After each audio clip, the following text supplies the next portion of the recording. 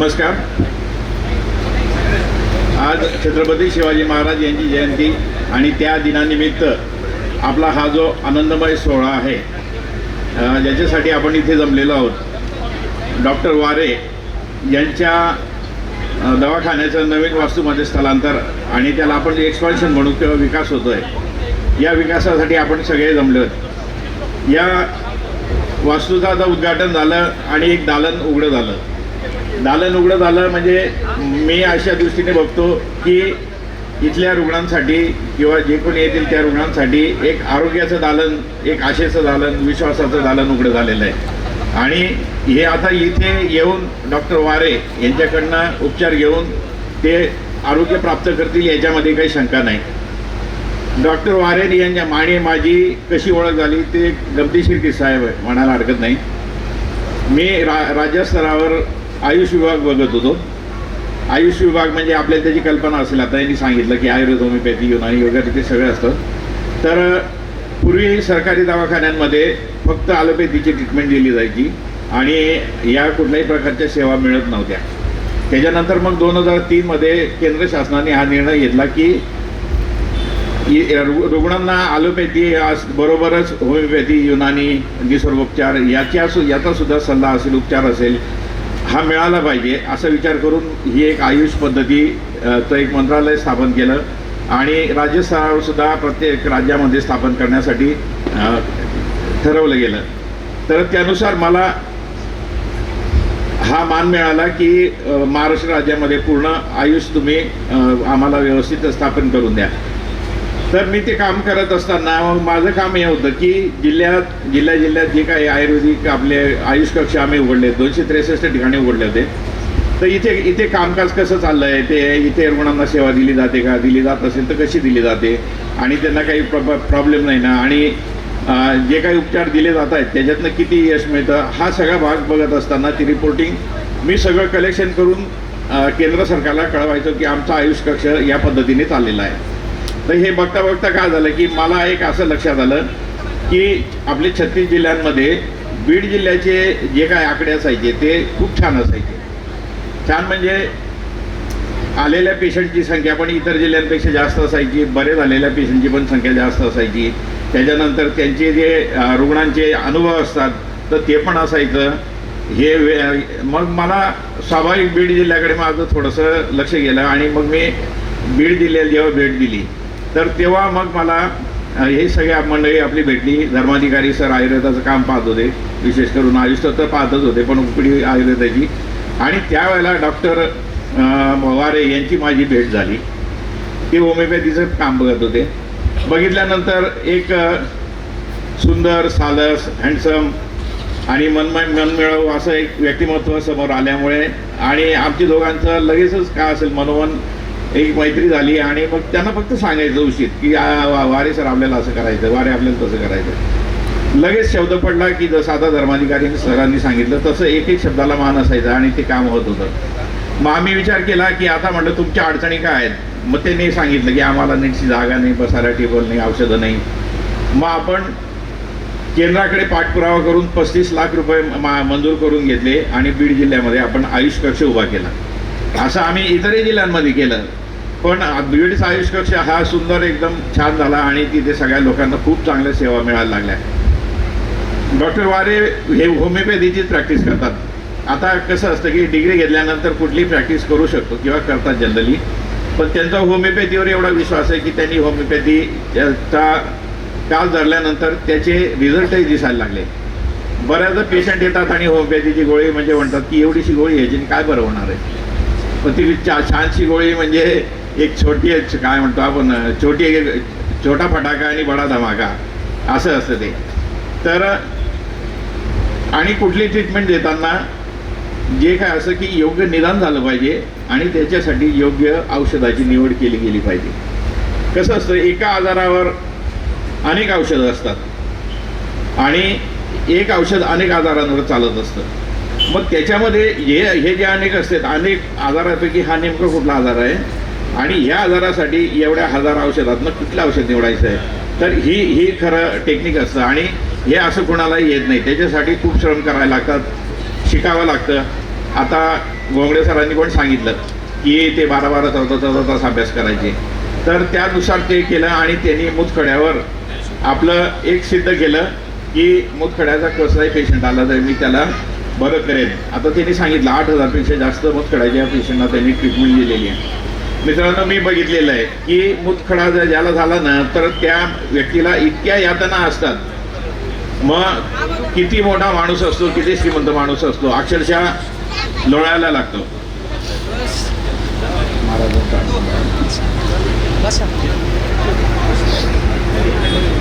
या महाराज या.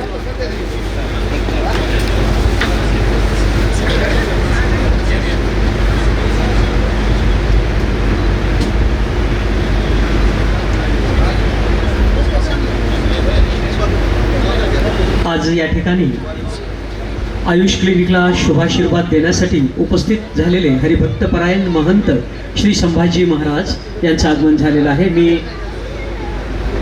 विनंती करतो आयुष क्लिनिक परिवाराला की आपण स्वागत करावं.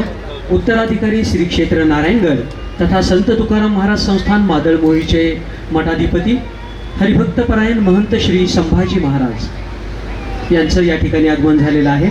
आणि आयुष क्लिनिक व वारे परिवार यांच्या वतीने परमपूज्य महाराजजींचं स्वागत या ठिकाणी संपन्न होत आहे.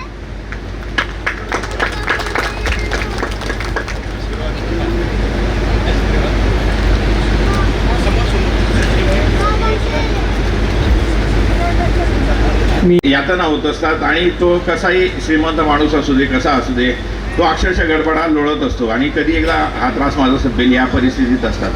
तर डॉक्टर आणि मग जर समजा त्यांना बरं वाटायचं असेल तर मग त्याला ऑपरेशन करावं लागतं. ऑपरेशनचा जो खर्च असतो, त्याच्यानंतर काही दिवस ऑपरेशननंतर सुद्धा विश्रांती घेणं आणि एवढं सगळं करून सुद्धा पुन्हा काही वर्ष 6 महिन्यांनी पुन्हा मुतखडा होण्याची जी शक्यता असते. तर ही शक्यता सगळी जी आहे होमिओपॅथी मध्ये ते जे डॉक्टर वारे औषध देतात त्याच्याने ही शक्यता पूर्ण जाते. त्याला वैशाली मॅडमची पण जोड आहे. पंचकर्म सुद्धा ती त्याच्यासोबत दिल्यावर त्यात पुन्हा मुतखडा किंवा अन्य आजार होत नाही. याला आयुर्वेदामध्ये सुद्धा अपुनरुद्भव चिकित्सा असं म्हणतात आणि ही चिकित्सा ती केली जाते. या प्रसंगी हे जे काय आपण डॉक्टर वारे यांचं काम बघितलं तर याच्यामागे त्यांची जी मेहनत आहे आणि त्यांनी जो दिलेला वेळ आहे, तर हा वेळ नक्कीच त्यांचा एकट्याचा नसणार आहे. त्यांनी आईवडिलांसाठी काही वेळ द्यायला पाहिजे, नंतर पत्नीसाठी, मुलांसाठी जो वेळ दिला पाहिजे, तर तो वेळ पेशंटसाठी सगळा खर्च केला गेला. म्हणून मला असं वाटतं की या यशामध्ये त्यांचे आईवडील, त्यांच्या वैशाली मॅडम आणि त्यांच्या ज्या मुली आहेत यांचासुद्धा सिंहाचा वाटा आहे आणि यामुळेच त्यांना ते यश मिळालं. तू लढ, आम्ही तुझ्या पाठीशी आहोत असं म्हटलं तरी एक बळ मिळत असतं. असं ते आईवडिलांनी त्यांच्या करून दिलं. त्यामुळे आजचा दिवस आपल्याला हा पाहायला मिळाला. धर्माधिकारी सरांनी सांगितल्यासारखं त्यांनी डॉक्टर वारे यांनी, आता मी पण रिटायर होऊन आणि त्या पदावरून गेल्यानंतर मला 15 वर्ष झाली, पण आजही ते माझ्या संपर्कात आहेत. मी सुद्धा त्यांच्याकडे अजूनही रुग्ण पाठवतो, एवढा मला त्यांच्यावर विश्वास आहे. आणि हे सगळं जे आहे त्यांच्या मनमिळावू स्वभावामुळे होतं. आता मी त्यांच्या वडिलांशी बोललो, ते म्हणले लहानपणापासूनच सचिन असा होता की त्याला काही ना काही करायची आवड होती आणि ती सगळी आवड त्यांच्या वडिलांनी जपली आणि त्यांना इथपर्यंत आणलं. त्याबद्दल मी त्या सर्वांना धन्यवाद देतो आणि मला इथे बोलून जो मान दिला त्याबद्दल मी त्यांचा आभारी आहे. आपला पण आभारी आहे. धन्यवाद. धन्यवाद डॉक्टर अनिल सर. यानंतर मी नम्र विनंती करतो हरिभक्तपरायण महंत श्री संभाजी महाराज यांना आपण शुभाशीर्वाद द्यावेत.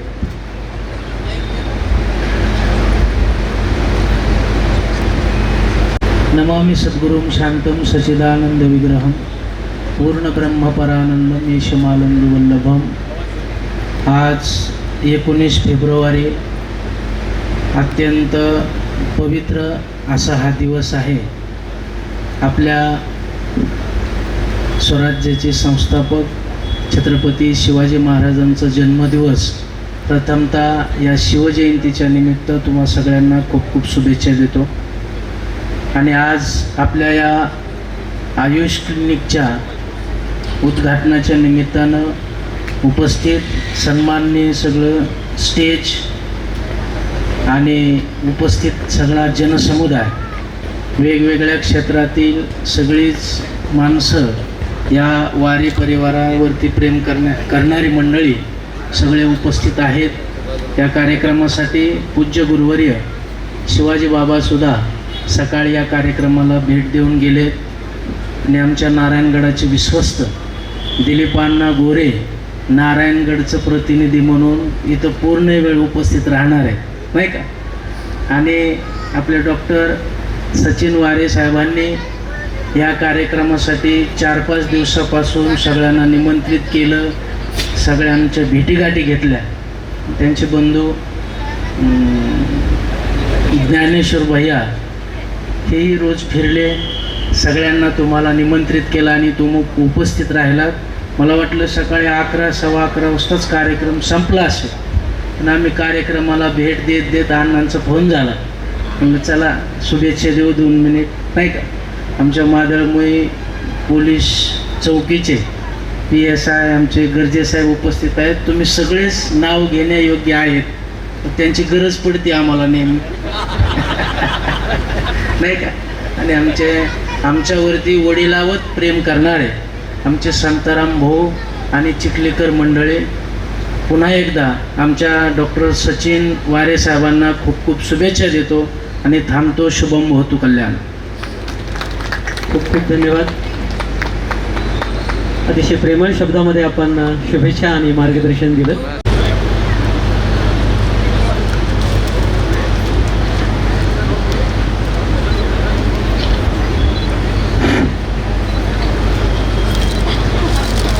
यानंतर मी विनंती करतो आदरणीय श्री दिलीपण्णा गोरे यांना विश्वस्त नगरनारायण संस्थान तथा माजी राजा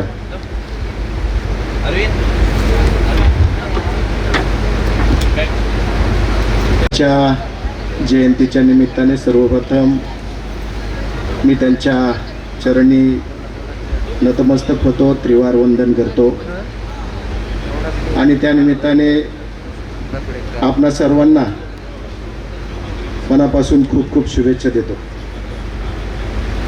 आज या ठिकाणी आयुष क्लिनिक डॉक्टर सचिनजी वारे साहेब आणि आमच्या भगिनी वैशालीताई सचिनजी वारे या डॉक्टर दाम्पत्यानं खऱ्या अर्थाने यांची प्रॅक्टिस हा काही आज पहिल्यांदा शुभारंभ नाही। 20 वर्षापासून ते आरोग्य सेवेमध्ये सेवा देत आहेत। त्यांचं हॉस्पिटल होतं, परंतु नवीन इमारतीमध्ये स्थलांतर अशा या समारंभास जे शुभेच्छा आणि आशीर्वाद देऊन गेले ते श्री क्षेत्र संस्थान नारायणगडाचे महंत आदरणीय गुरुवर्य शिवाजी बाबा, तद्वतच आत्ताच आपल्यामध्ये उपस्थित राहून शुभेच्छा देऊन गेलेले नारायणगडाचे उत्तराधिकारी गुरुवर्य संभाजी बाबा, व्यासपीठावर उपस्थित व्यासपीठावरील सर्वांचाच नाम उल्लेख या ठिकाणी करणं क्रमप्राप्त हे गरजेचं। आरोग्य सेवेच्या माध्यमातून जो काही वसा घेतला, खरं तर हे दोन्ही परिवार श्री क्षेत्र संस्थान नारायणगडाच्या सेवेतील अत्यंत सेवाधारी। अल्तमाजी यांना विनंती करतो की त्यांनी मनोगत व्यक्त करावं।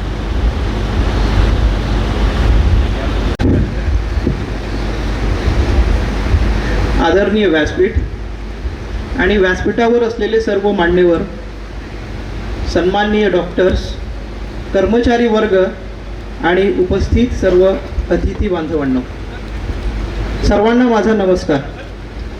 सर्वप्रथम शून्यातून स्वराज्याची निर्मिती करणारे आज छत्रपती शिवाजी महाराज यांची जयंती, त्याबद्दल मी सर्वांना मनपूर्वक शुभेच्छा देतो। त्याचबरोबर इथे उपस्थित असलेले मुस्लिम बांधव, आज रमजानचा पहिला दिवस, त्यांनाही मी मनापासून शुभेच्छा देतो। मी Altamash Bagwan, founder of ARB interiors Beed तर्फे आज या ऐतिहासिक आणि अभिमानास्पदी एका क्षणी आपल्या समोर उभा आहे। आज आपण फक्त एका इमारतीचेच नव्हे तर समाजासाठी आरोग्य, विश्वास आणि सेवाभाव यांचे एक नवीन पर्व सुरू करत आहोत। डॉक्टर वारे सरांच्या व्यक्तिमत्वाकडे पाहून मला 2 ओळी सांगावयाच्या वाटतात। कौन कहता है सर आसमान में छेद नहीं होता, कौन कहता है आसमान में छेद नहीं होता, जरा एक पत्थर तबीयत से उछालो तो यारो. सर्वप्रथम या महत्त्वाकांक्षी प्रोजेक्टसाठी आमच्यावर विश्वास ठेवण्यासाठी मी डॉक्टर वारे सर यांचे मनपूर्वक आभार मानतो.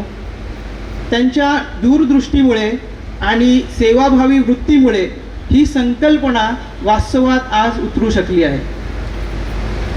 रुग्णालयाची रचना करणे, प्लॅनिंग करणे हे अत्यंत एक जबाबदारीचे काम आहे. इथे प्रत्येक जागा, प्रत्येक कॉरिडोर, प्रत्येक खिडकी आणि प्रत्येक विभाग यामध्ये एक उद्देश असतो. रुग्णांना अनुकूलन वातावरण निर्माण करून देणं, डॉक्टरांना कार्यक्षमतेची सोय करून देणं आणि नातेवाईकांना मानसिक आधार देणं हे सुद्धा त्यातच होय. ARB इंटिरियर्सने या प्रोजेक्टसाठी natural light, natural air clear circulations, future development यांचा सखोल विचार करून ही वास्तू साकारलेली आहे. आमचा हेतू फक्त स्ट्रक्चर उभारणेच नव्हता, तर एक हिलिंग एन्व्हायरमेंट म्हणून निर्माण करणं हे पण आहे, जिथे उपचारासोबत आशाही मिळेल. या प्रोजेक्टला अथक परिश्रम घेणारे माझे कलीग अर्षद सिद्दीकी सर आहेत, दिग्विजय जाधव आहेत, मग आमचे कार्पेंटरचा वर्ग असेल, पेंटर टीम आहे, इलेक्ट्रिशियन्स आहे, फॅब्रिकेशन्सवाले आहे, या सर्वांचे मी मनपूर्वक आभार मानतो.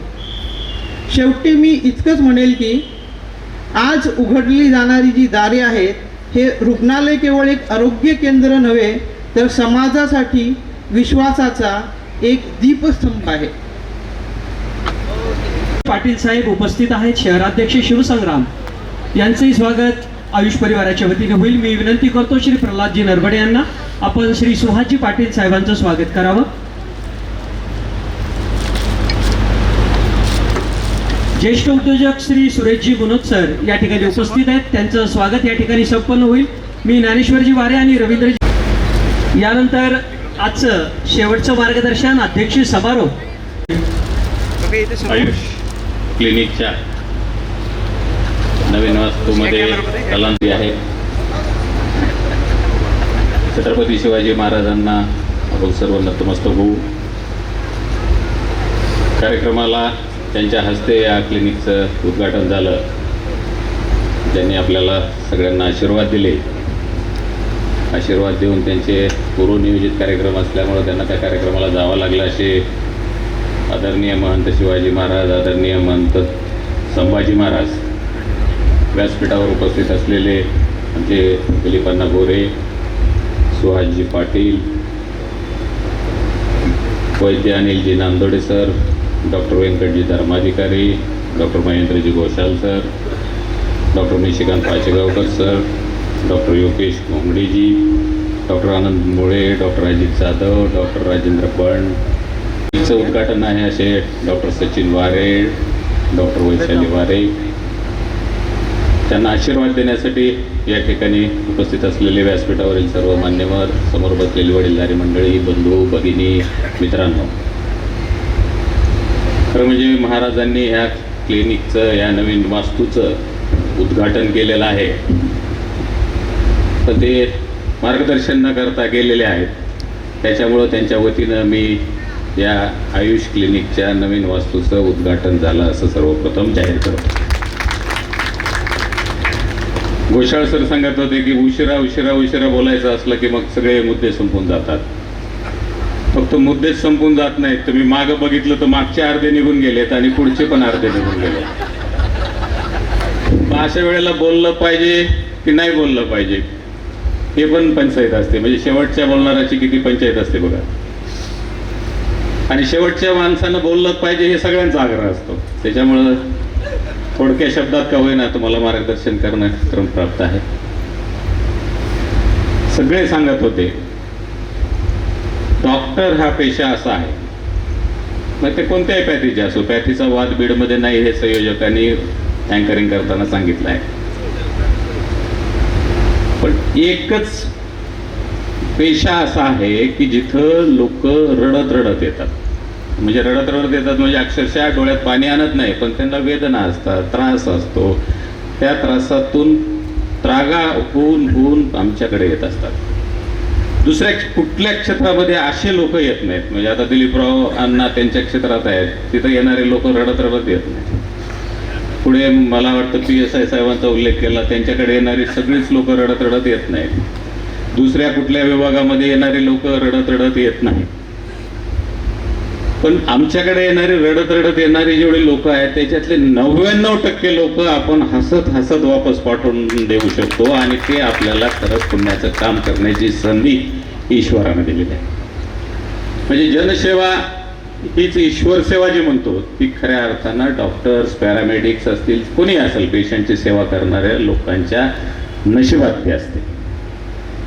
आणि त्याच्यातही जर बघितलं तर इथं शासकीय सेवा करणारे डॉक्टर्स आहेत, खाजगी सेवा देणारे डॉक्टर्स आहेत. त्यातले त्यात शासकीय सेवा देणारे जे डॉक्टर आहेत त्यांचं थोडंसं आणखी बरं असतं. कारण काय, त्यांना व्यवहार करायची गरज नसते. पेशंट त्या हॉस्पिटलच्या, शासनाच्या नावाने येत असतात. काही लोकांकडे पैसे नाहीत म्हणून शासकीय दवाखान्यात येत असतात, परंतु शासकीय दवाखान्यात दिलेली जी ट्रीटमेंट असते त्याचा मोबदला आम्ही घेत नाहीत. म्हणून खऱ्या अर्थानं लवकर आणि फुकट प्रसिद्धी ही शासकीय सेवेत काम करणाऱ्यांची होत असते. त्याच पद्धतीनं डॉक्टर वारे दोघंही शासकीय सेवेत काम करत आहेत. तिथं जे निस्वार्थीपणानं दिलेल्या सेवा आहेत त्याचं उद बीड जिल्ह्यामध्ये जास्त झालेलं आहे, आणि त्याचमुळं कदाचित तुम्ही खाजगी व्यवसाय चांगल्या पद्धतीनं करू शकता, आणि चांगल्या वास्तूमध्ये आज तुमच्या क्लिनिकचं स्थलांतर तुम्ही केलेलं आहे. पॅथीचा वाद नक्कीच आपल्याकडे नाही. आपण कोविड बघितला, कोविडची लाट बघितली. 100-125 वर्षांना कधीतरी एवढी मोठी महामारी येते ती आपण दुर्दैवाने अनुभवली. पण अशा ह्याच्यामध्ये जर बघितलं तर त्या कोविडमध्ये आम्ही ॲलोपॅथीची मेडिसिन जे वरून सांगितली जायची तेही वापरायचो. मग आणखी इम्युनिटी वाढवण्यासाठी आयुर्वेदिक वाल्यांना बोलून घ्यायचो, त्यांना विचारायचं तुमच्या पॅथीचं काय करता येईल. मग त्यांनी सांगितलं तुम्ही काढा द्या. आम्ही काढाही द्यायला लागलो. मग वाऱ्यांना विचारलं की तुमचे ते होमिओपॅथीचे काहीतरी मेडिसिन, आता मला ते नाव नाही सांगता येणार, ते दिलं. हां, ते दिलं. घोषाळ सर पण होते, ते दिलं तर आणखी इम्युनिटी वाढते म्हणले. मग आम्ही ते पण दिलं. म्हणजे ॲलोपॅथी, होमिओपॅथी, आयुर्वेदिक, योगा, सनबाथ, काय काय जेवढ्या काय पॅथी होत्या तेवढ्या आपण 2020-21ला वापरून घेतलेल्या आहेत. आणि आपणच नाही तर सगळ्या देशभरामध्ये ह्या सगळ्या पॅथीचा वापर झालेला आहे. म्हणजे सांगायचं तात्पर्य आहे की आयुर्वेदिक डॉक्टरांचा एक लिमिटपर्यंत पेशंट जर बघितला, 4-2 वेळेस पेशंट तुमच्याकडे आला, त्याला रिलीफ नाही मिळाली. आणि जुन्या काळामध्ये 10-20 वर्षापूर्वी असं होतं की एकदा हे कटकट करायला लागलाय, आपल्याकडून त्याला रिलीफ मिळत नाही, तर मग याच्यातून सुटका कशी करायची. तर आता ॲलोपॅथीमध्ये आता जेवढं करायचं तेवढं आम्ही केलंय. आता तो कुठं आयुर्वेदिकचं किंवा होमिओपॅथीचं बघ असं करायचं आणि आपली सुटका करून घेण्याचा प्रयत्न केला त्याची. पण आता तसं नाही आहे. आता पेशंटला माहीत असतं.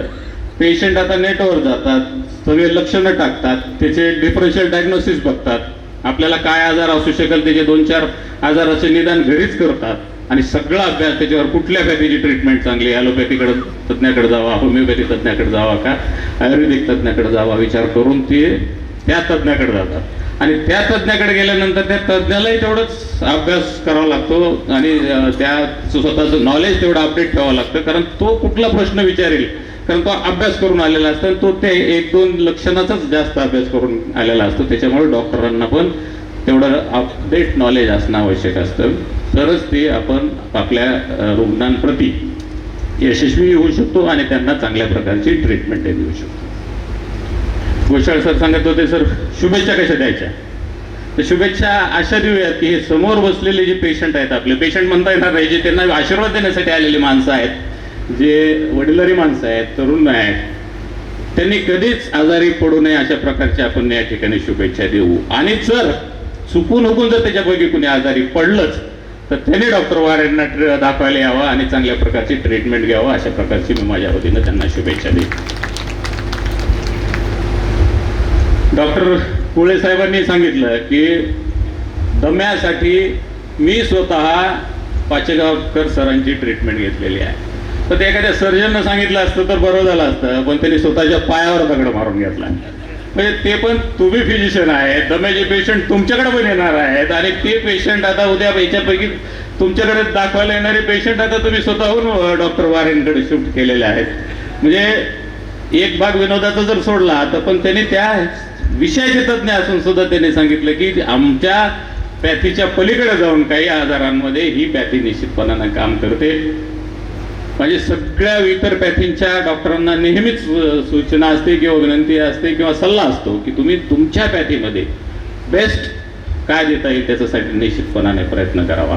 म्हणजे आपण तर म्हणतो बूट पॉलिशपासून तेल मालिशपर्यंत जे कुठला कोण व्यवसाय करत असेल त्या व्यवसायामध्ये जर तुम्ही पहिल्या 2, 3, 5 मध्ये राहिले, टॉप राहिले, तरच नाव होतं. कुठलाच व्यवसाय कुठलीच पॅथी कमी नसते. तुम्ही त्याला कसं करता, तुम्ही त्याच्यात किती तज्ञ प्रवीणता मिळवता आणि त्याच्यातून किती लोकांना फायदा करून देतात त्याच्यावर तुमचं नॉलेज, तुमच्या पॅथीचं महत्त्व अवलंबून असतं.